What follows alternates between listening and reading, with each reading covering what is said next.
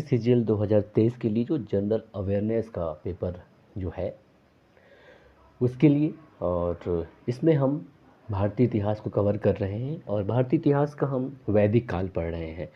तो वैदिक काल में हम ऋग्वैदिक काल को देखेंगे। ऋग्वैदिक काल जिसका कि समय 1500 से 1000 ईसा पूर्व निर्धारित किया गया है, जो कि सर्वाधिक मान्य है।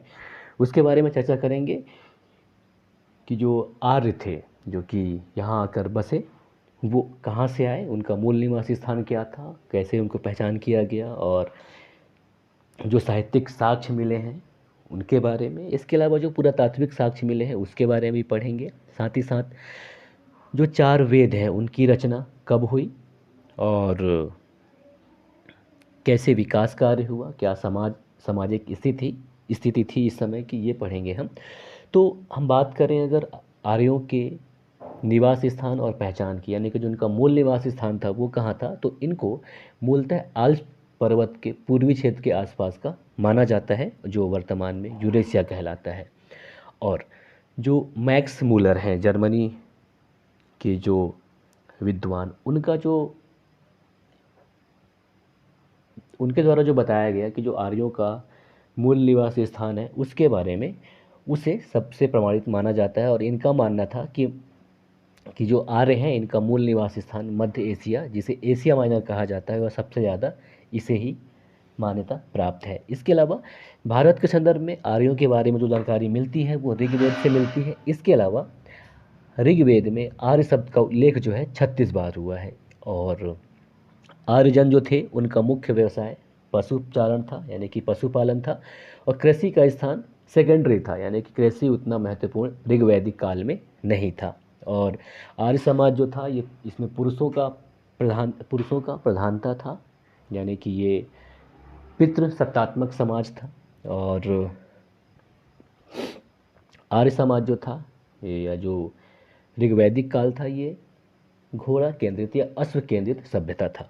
इसके अलावा पालतू घोड़े का जो साक्ष्य मिला है पहली बार ईसा पूर्व 6ठी शताब्दी, यानी कि ईसा पूर्व 6000 आसपास के लगभग काला सागर और यूराल पर्वत के क्षेत्र के प्रयोग में लाया गया, इसका साक्ष्य मिला है। और 3000 ईसा पूर्व यूराल क्षेत्र है, वहाँ से घोड़े की लगभग 60,000 अस्थियाँ मिली है।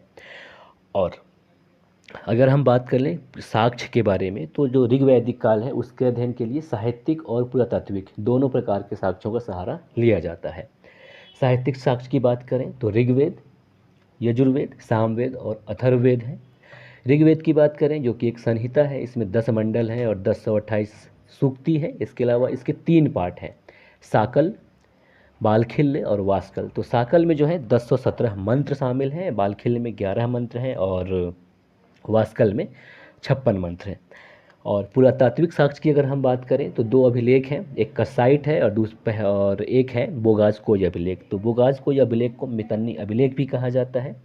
और जो ये बोगाज-कोई अभिलेख है ये 1400 ईसा पूर्व के एक लेख में हित्ती के जो राजा थे जिनका नाम था सुब्बी विलम्मा, और मितन्नी के जो राजा थे मितु अजा, उनके मध्य एक संधि हुई थी जिसमें साक्षी के रूप में वैदिक देवताओं, जिसमें इंद्र देवता, वरुण, मित्र और नाथ शामिल है, इनका उल्लेख किया गया है। इसके अलावा ये जो बोगस कोई अभिलेख है उसमें ऋग्वेद का बोगस कोई अभिलेख के बारे में ऋग्वेद में भी बताया गया है। तो ये समान मतलब दोनों का संबंध एक दूसरे से यहाँ स्थापित होता है। कसाइट अभिलेख की बात करें तो ये 1600 ईसा पूर्व के आसपास की अभिलेख है। इसमें सूचना मिलती है कि ईरानी आर्यों की एक शाखा भारत आई थी। ठीक है। और अगर हम बात करें कि जो ऋग्वेद है उसकी रचना की तिथि की क्या क्या तिथि बताई गई है, तो और जो ऋग्वेद की रचना की तिथि जो कुछ विद्वान हैं, तो जिसमें जैकोबी जो हैं वो मानते हैं कि 3000 ईसा पूर्व है, ये अनुमानित बताए हैं। और मैक्स मूलर के द्वारा 1200 से 1000 ईसा पूर्व समय रखा गया है। और जो लोकमान्य तिलक हैं उन्होंने 6000 ईसा पूर्व रखा है, जबकि जो सर्वाधिक मान्य तिथि है वो 1500 से 1000 ईसा पूर्व के मध्य है। और विंटर नित्स हैं, इन्होंने 2500 से 2000 ईसा पूर्व ऋग्वेद की रचना की तिथि रखा है, लेकिन जो सर्वाधिक मान्य है वो है 1500 से 1000 ईसा पूर्व। ठीक है।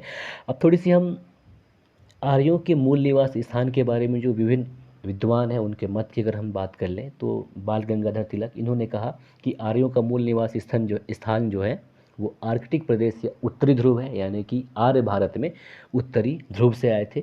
जबकि स्वामी दयानंद सरस्वती के अनुसार जो आर्य हैं वो भारत में तिब्बत से आए, और डॉक्टर संपूर्णानंद के अनुसार आल्स पर्वत के पूर्व में यूरेशिया के निकट से आर्य भारत आए, और डॉक्टर अविनाश चंद्र के अनुसार सप्त संध्यव जो भारत का क्षेत्र है वहीं से ये आए।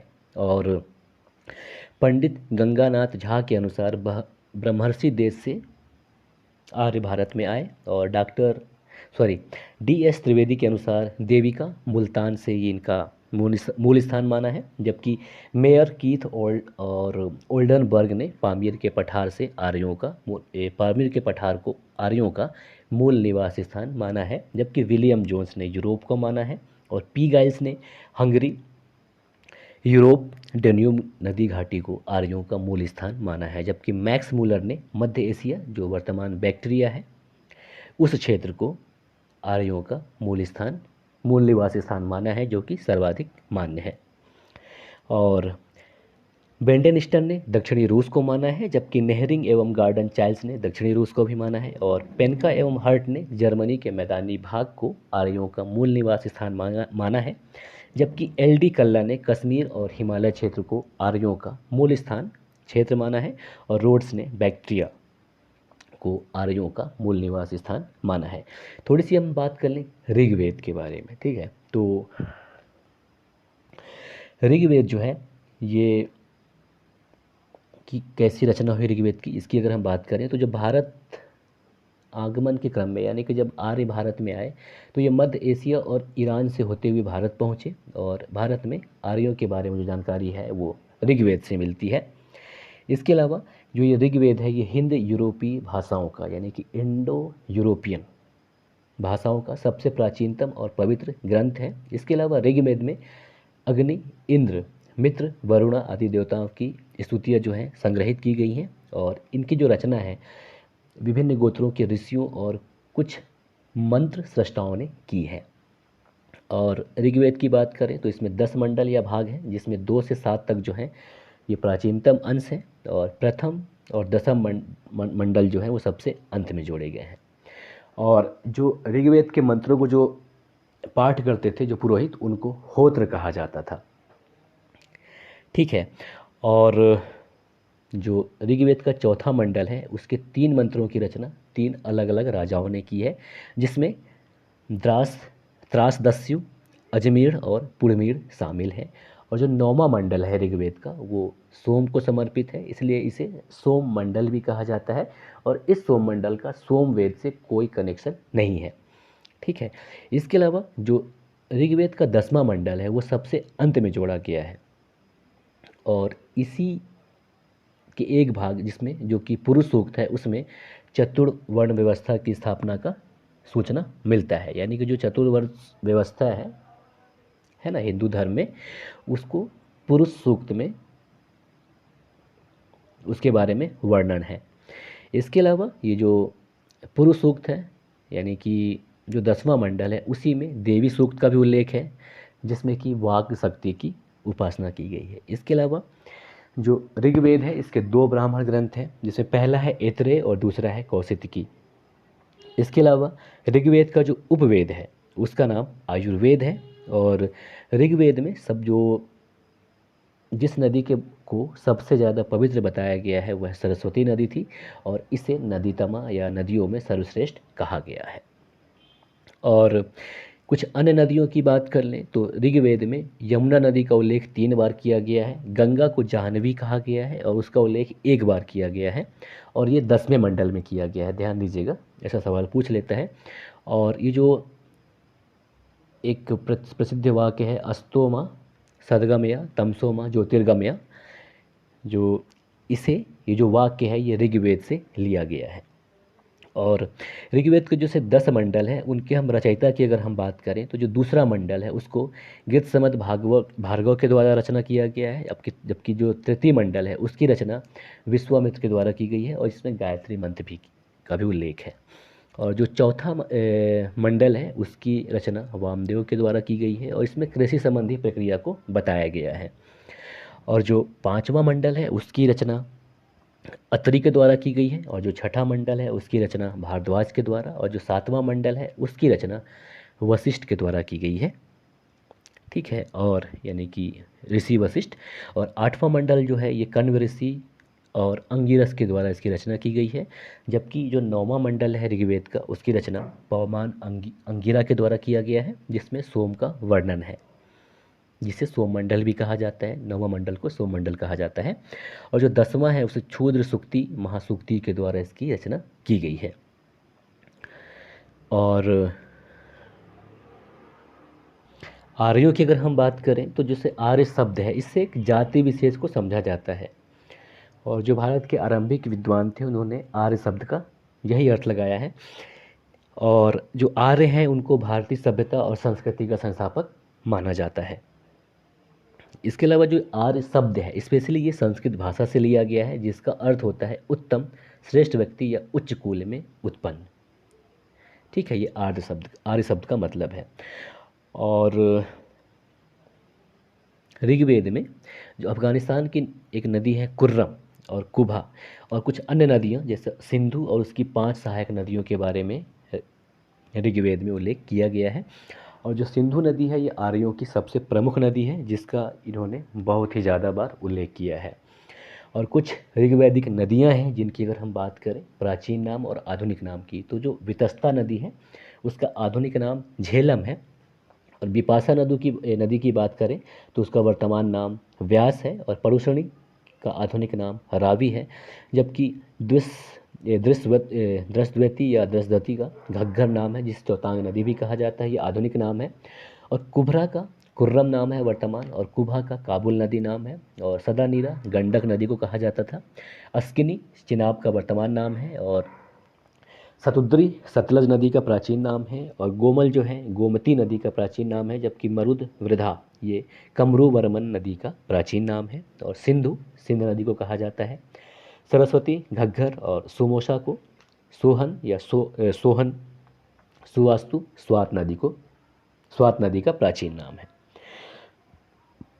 अब ऋग्वेद की बात के आगे अगर हम सामवेद की बात करें तो सामवेद जो है वेदों में दूसरा है, और इसका तात्पर्य गायन से है या गान से है। तो जो जो 7 स्वर हैं सारे गामा पाधानी, तो उनकी जानकारी प्राप्त होती है। इसके लिए जो भारतीय संगीत का जनक है सामवेद को माना जाता है। और जो सामवेद में जो मंत्र हैं वो सूर्य देवता को समर्पित है। इसके अलावा पुराणों में जो है सामवेद की सहस्त्र शाखाओं का उल्लेख है। सामवेद और अथर्ववेद ये 2 ऐसे वेद हैं जिनके कोई भी अरण्यक नहीं है। इसके अलावा सामवेद का जो ऋत्विक हुआ करते थे वे उद्गाता कहलाते थे। और इनका जो ये उद्गाता होते थे इनका कार्य था जो ऋचा हैं उनको स्वर के रूप में गाने का कार्य करते थे। और जो सामवेद का उपवेद है इसका नाम गंधर्व वेद है। और सामवेद के जो उपनिषद है उसका नाम छांदोग्य और जैमिनी है। और अब हम बात कर ले थोड़ी सी, और जिसका ब्राह्मण ग्रंथ है उसका नाम पंचविश है। और यजुर्वेद की बात करें तो यजुर का अर्थ यज्ञ से है, यानी कि यजुर्वेद में यज्ञ की विधियों का प्रतिपादन किया गया है। साथ ही साथ यज्ञ और बलि के संबंधी मंत्रों का इसमें वर्णन है। और जो यजुर्वेद है ये गद्य और पद्य दोनों ही विधाओं में लिखा गया है। और जो यजुर्वेद का जो पढ़ते थे जो यजुर्वेद को जो जो इनके उद्गाता हैं ऋत्विक हैं उनको अर्धवयुग कहा जाता था। और उनका कार्य था कि जो ये यजुर्वेद है इनके मौलिक गद्य भाग को पढ़ना और यज्ञ संबंधी कार्य को संपन्न कराना। और यजुर्वेद का जो उपवेद है उसका नाम धनुर्वेद है। और राजसूय यज्ञ और वाजपेय यज्ञ इन दोनों यज्ञ का उल्लेख यजुर्वेद में है। और यजुर्वेद में हाथियों के पालने का उल्लेख है। और ऋग्वेद सामवेद और यजुर्वेद इन तीनों वेद को मिलाकर वेद त्रय के नाम से जाना जाता है। चौथे वेद की अगर हम बात करें तो वो है हमारा अथर्ववेद। और अथर्ववेद को ब्रह्म वेद या श्रेष्ठ वेद कहा जाता है। और अथर्वा ऋषि के नाम पर इस वेद का नाम अथर्ववेद पड़ा। और जो अथर्ववेद का जो ब्राह्मण ग्रंथ है उसका नाम गोपथ है। और इसमें अथर्ववेद में याज्ञिक अनुष्ठानों के बारे में कोई भी वर्णन नहीं है। और अथर्ववेद में 20 अध्याय 731 सूत्र और 6000 मंत्र हैं। इसके अलावा इसमें वशीकरण, जादू टोना, भूत प्रेतों और औषधियों से संबंधित मंत्रों का वर्णन दिया गया है। और अथर्ववेद में ही बताया गया है कि कुरु के राजा परीक्षित थे, जिन्हें कि मृत्यु लेकर देवता बताया गया है। इसके अलावा जो अथर्ववेद है, इसके उपवेद का नाम शिल्पवेद है। और जो काशी है, हमारा वर्तमान काशी, उसका प्राचीनतम उल्लेख अथर्ववेद में मिलता है। और जो अथर्ववेद में जो मंत्रों का उच्चारण करते थे, उन पुरोहितों को ब्रह्म कहा जाता था। इसके अलावा अथर्ववेद में सभा और समिति को प्रजापति की दो पुत्रियां कहा गया है। तो सभा और जो समिति थी, ये राजा को सहायता देने के लिए थी ये। और इसका हम आगे पढ़ेंगे जब से वहाँ के समाज के बारे में पढ़ेंगे तब। और अथर्ववेद के अगर हम ब्राह्मण ग्रंथ की बात करें तो उसका नाम गोपथ है। और इसके जो उपनिषद हैं उनकी बात करें तो मुंडक उपनिषद और प्रश्नोपनिषद और मांडुक्य उपनिषद मुख्य रूप से हैं।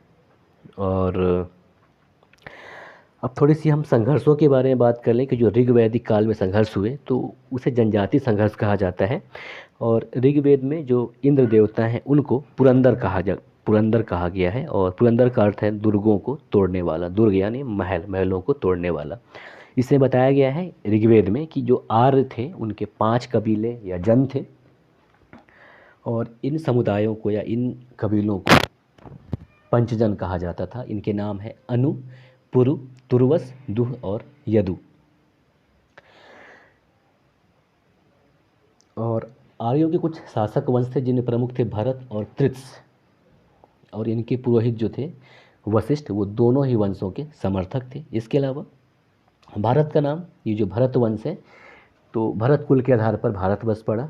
और भरत कुल के बारे में जो सबसे पहला उल्लेख है वो ऋग्वेद में मिलता है। और भारत और जो 10 राजाओं के बीच जो युद्ध हुआ, जिसे दशराज युद्ध कहा जाता है, वो ऋग्वेद में ही वर्णन मिलता है। इसके अलावा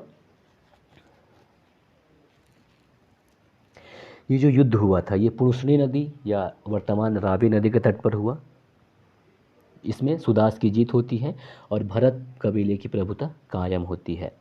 और जो ऋग्वेद है उसके 7वें मंडल में इस युद्ध का उल्लेख है, जिसे कि दशराग युद्ध कहा जाता है। और इसका कारण है राज्य विस्तार, तो ध्यान दीजिएगा।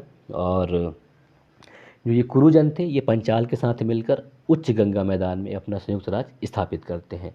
अब अगर हम बात करें कि जो ये ऋग्वैदिक काल था, उस समय लोगों का भौतिक जीवन क्या था, यानी कि वो कैसे रहा करते थे, तो ये भारत में आए सफल हो गए। इसका वजह ये था कि इनके पास घोड़ा था, रथ था और कांसे के कुछ कुशल अस्त्र शस्त्र और उपकरण थे।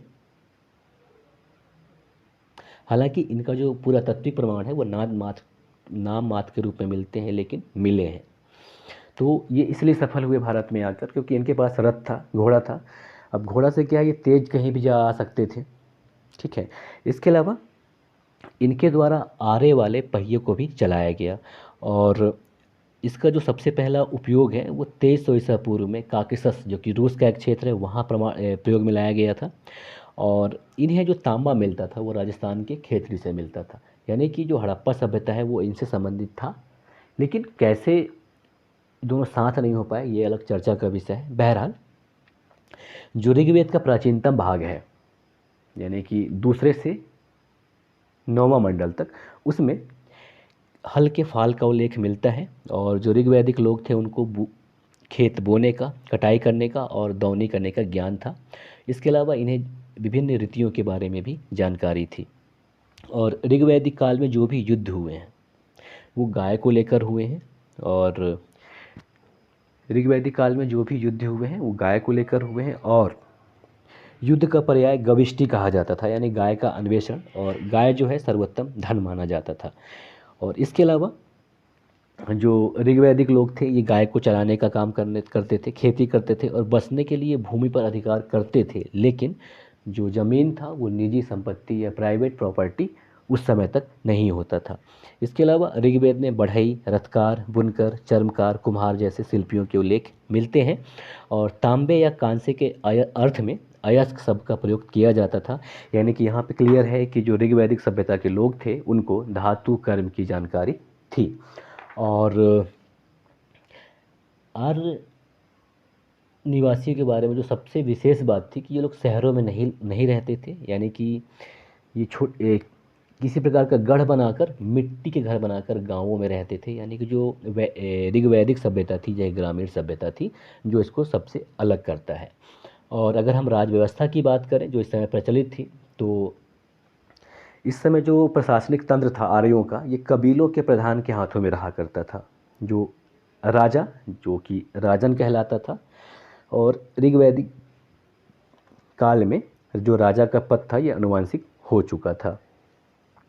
तो ये जो राजा था एक प्रकार का मुखिया होता था, उसके पास अधिकार तो थे लेकिन अधिकार जो था असीमित नहीं हुआ करता था, क्योंकि वो अपने अधिकारों का प्रयोग करने के लिए अपने कबीलों से सलाह लेता था। इसके अलावा कबीले की आम सभा जो कि समिति कहलाती थी, और ये अपने राजा का चुनाव किया करती थी। और जो राजा है वो कबीले के मवेशियों की रक्षा करने का काम करता था, और जो लड़ाई झगड़ा करना है, कहीं भी युद्ध में जाना है, उसका नेतृत्व करता था। और अपने कबीले की तरफ से देवताओं की प्रार्थना करने का कार्य राजा किया करता था। और जो सभा है, समिति है, विदत और गण, ये जैसे संगठन थे, ये विचार विमर्श करते थे और सैनिक और धार्मिक कार्य देखने का कार्य करते थे। और जो ऋग्वैदिक काल है, इस समय स्त्रियों की दशा बेहतर थी, क्योंकि ये सभा और विदत में भाग लेती थी। और थोड़ी सी अगर हम बात कर लें कि जो ऋग्वैदिक काल में सभा थी और समिति थी, उसका क्या औचित्य है, तो जो ऋग्वैदिक काल का सभा था वो वर्तमान काल में उसको कहा जा सकता है कि वर्तमान समय का लोकसभा था। और ऋग्वेद में सभा शब्द का प्रयोग 8 बार किया गया है।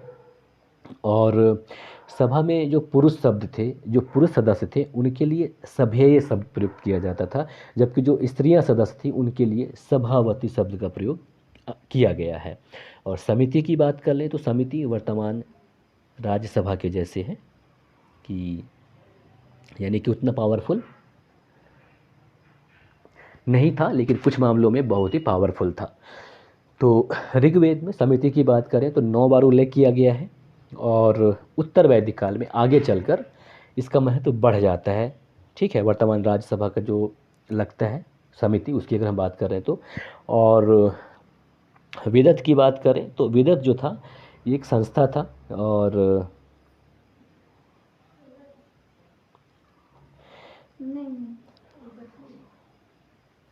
दैनिक प्रशासन की अगर हम बात करें तो दैनिक प्रशासन में कुछ जो अधिकारी थे वो राजा की सहायता करते थे, और जो सबसे महत्वपूर्ण अधिकारी होता था वो पुरोहित हुआ करता था। इसके अलावा जो पुरोहित के बाद अगर हम बात करें कि किसका स्थान था, तो वो संभवतः सेनानी हुआ करता था, जो कि भाला, कुल्हाड़ी और तलवार जैसे शस्त्र चलाना जानता था।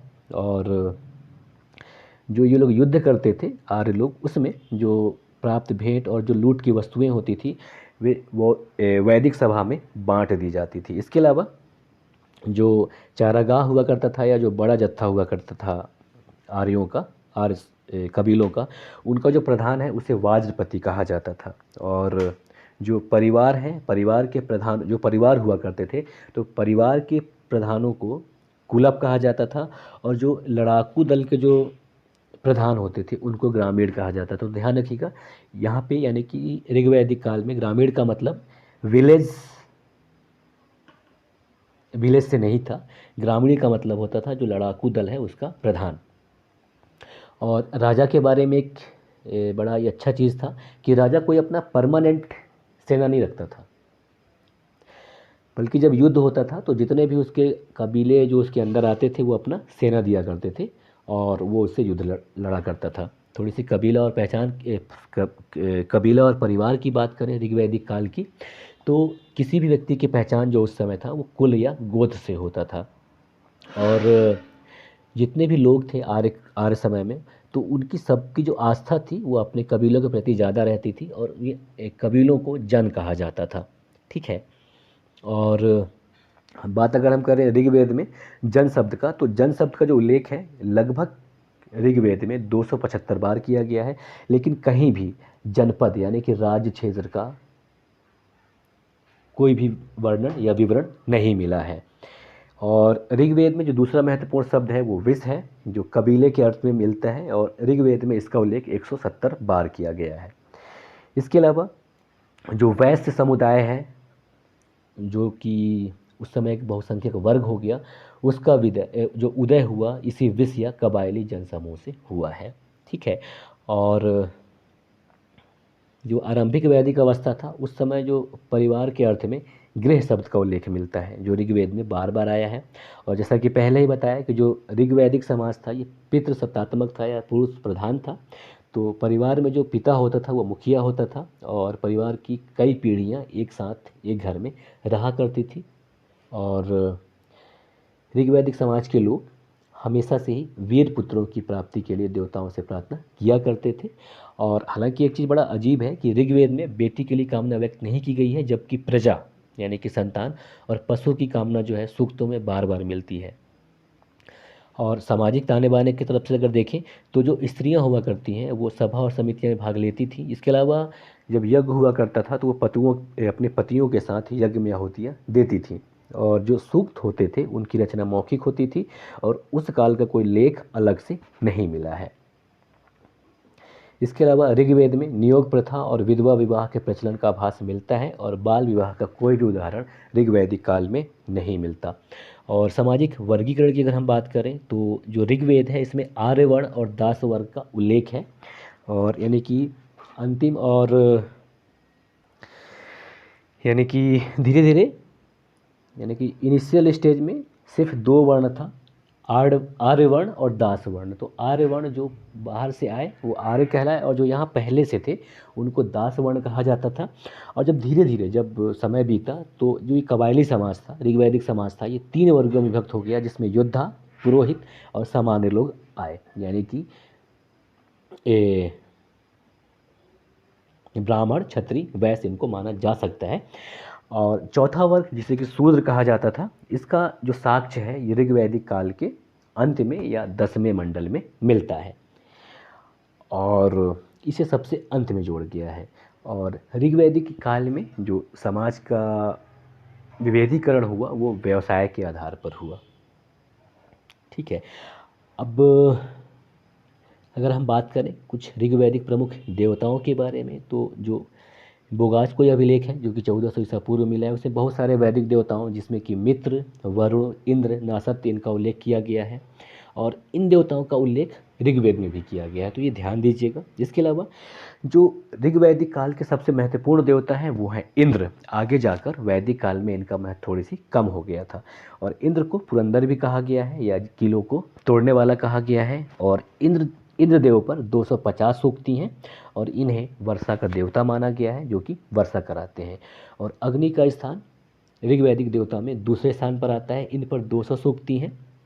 और अग्नि की जो भूमिका है जंगल को जलाने का, खाना पकाने का जैसे कार्यों में था। इसके अलावा जो तीसरे प्रमुख देवता हैं वो हैं वरुण, जो कि जल या समुद्र के देवता माने गए हैं, और इन्हें ऋतु अर्थात प्राकृतिक संतुलन का रक्षक कहा गया है। तो ऐसा सवाल पूछा जा सकता है कि प्राकृतिक संतुलन का रक्षक ऋग्वैदिक काल में किसे कहा गया है, तो किसे कहा गया? वरुण को कहा गया है। ठीक है। और जो सोम है इनको वनस्पतियों का अधिपति या देव माना गया है, और इनके एक जो मादक रस सोम रस है इन्हीं के नाम पर पड़ा है। और जो ऋग्वेद का 9वां मंडल है वो सोम की स्थिति करता है, और 9वें मंडल को सोम मंडल भी कहा जाता है। इसके अलावा कुछ देवियां भी हैं जिनके बारे में उषा, अदिति, सूर्य जैसी इनका उल्लेख किया गया है। और ऋग्वेद के एक मंत्र में शिव को, या जिसे कि रुद्र भी कहा गया है, उनको त्रयंबक भी कहा गया है। तो जो त्रयंबक वर्ड है ये ऋग्वैदिक काल से आया है। और जो मारुत है वो आंधी के देवता के रूप में माना जाता है, और जो देवताओं की उपासना का जो मुख्य तरीका था वो स्तुति पाठ करना और यज्ञ बलि अर्पित करना था। और इस समय यानी कि ऋग्वैदिक काल में स्तुति पाठ पर अधिक बल दिया जाता था। इसके अलावा जितने भी कबीले या गोत्र होते थे तो सामान्यतः प्रत्येक कबीले या गोत्र के अपने अलग अलग देवता हुआ करते थे, और बलि या आहुति में साग, जौ जैसी वस्तुएं दी जाती थी। और जब यज्ञ आहुति हुआ करता था तो उस समय कोई भी याज्ञिक मंत्र या अनुष्ठानिक मंत्र नहीं पढ़े जाते थे। और पूषण जो है वो ऋग्वैदिक काल में पशुओं के देवता थे, जो बाद में शूद्रों के देवता हो गए। यानी कि जब ये शूद्रों के देवता बने उस समय उत्तर वैदिक काल आ चुका था। ठीक है। और तो ये था ऋग्वैदिक काल के बारे में एक वन लाइनर जानकारी। और जैसा कि आपको पहले बताया कि इस समय समाज में विषमता बहुत कम था और जो महिलाएं थी इनको अच्छा अधिकार प्राप्त था, ये सभा और समिति में भाग ले सकती थी। और जैसे जैसे हम आगे पढ़ेंगे, अब चूंकि ये वीडियो खत्म हो गया है हमारा, ऋग्वैदिक काल के बारे में इतनी जानकारी थी जिसे हमने आपको प्रोवाइड कराया। अगले वीडियो में जिसमें हम वैदिक काल के उत्तर वैदिक काल के बारे में पढ़ेंगे, मतलब जब राज्य का निर्माण हुआ और वर्ण व्यवस्था बना, उसमें पढ़ेंगे। तो जानेंगे कि मतलब समाज में जब विभेदीकरण हुआ तो कैसे लोगों का जीवन बदलना चालू हुआ। तो इस वीडियो में बस यहीं तक। नमस्कार, जय हिंद।